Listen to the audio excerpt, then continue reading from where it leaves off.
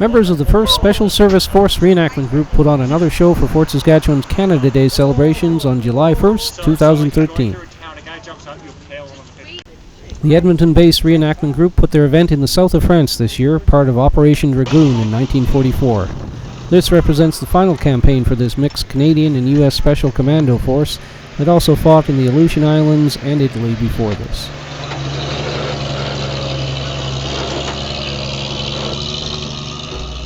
The show opened with a small group of 1st Special Service Force members moving north through France, scouting for enemy positions.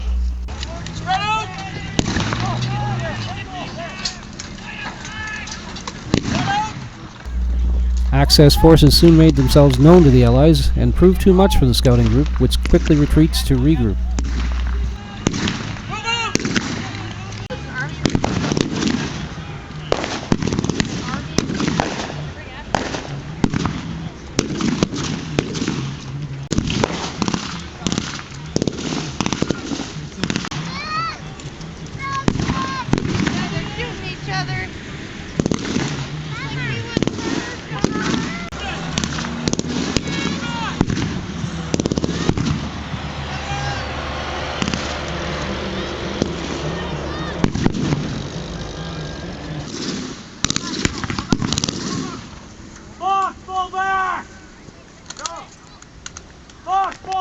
Reinforcements arrive and are sent in for a second crack at the access position, but not before the commanding squad makes some further reconnaissance.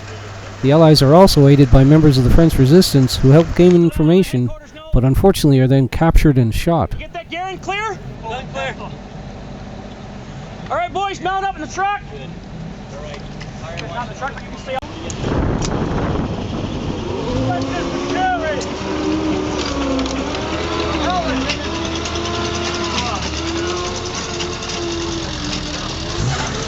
The second attack meets strong resistance from the access position, including damage to the Allied armored support.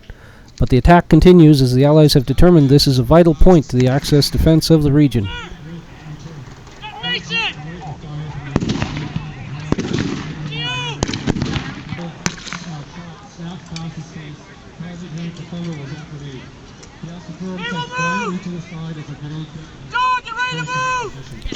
A heavy artillery barrage is used to force the access position, and demoralized German and Italian troops start to surrender. Searches, find documents, maps, and loot.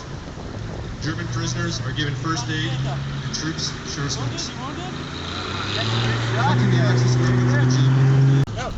The Allies then spend some time reorganizing following the assault.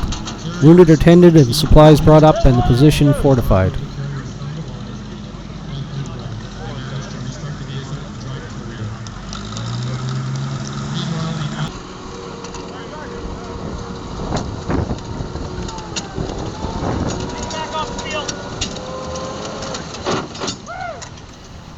Axis forces are far from finished, however. An Italian officer blunders into the Allied position and encounters the Allied unit commander. A knife fight follows. It ends with a gunshot.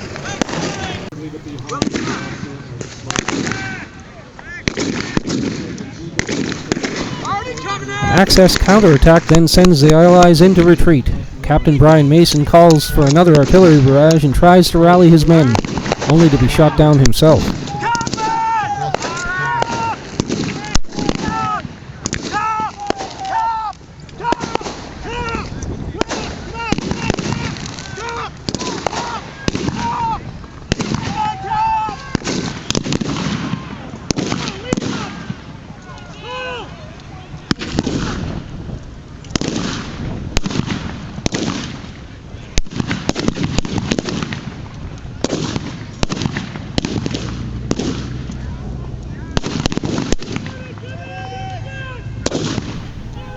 The Allies are badly shaken, but are able to rally, and further artillery support helps retake the access position.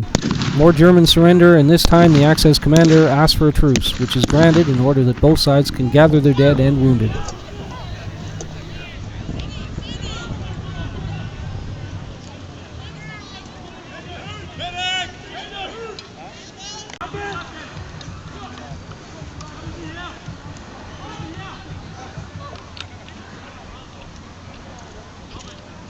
The 1st Special Service Force, also known as the Devil's Brigade, was known for its ferocity and success.